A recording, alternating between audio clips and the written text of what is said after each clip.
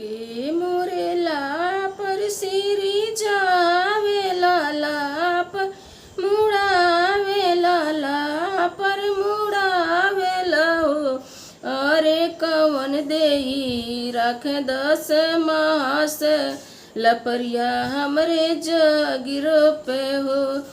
अरे कवन देई रख 10 मास लपरिया हमरे जगिरो पे हो।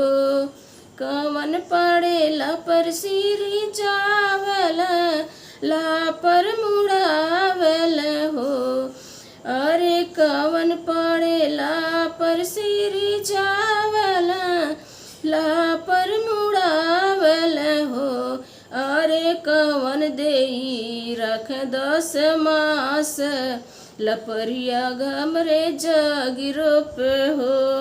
अरे कवन देई रख 10 मास लपरिया हमरे जगिरो पे हो। चिट्ठिया त लिखल कवन पढ़े पढ़ल कवन जीजा हो। चिट्ठिया त लिखल कवन पढ़े पढ़ल कवन जीजा हो। अरे आजू मोरे पुत्र के मुड़निया 3 जनिया हो। अरे आजू मोरे पुत्र के मुड़निया 3 जनिया हो। चिट्ठिया त लिखल कवन जीजा पढ़ल कवन भैया हो। चिट्ठिया त लिखल कवन जीजा पढ़ल कवन भैया हो। बाबू तोरी धना हथवा के साकरी मुहवा के पातरी बोलेली गर्भ बोली हो।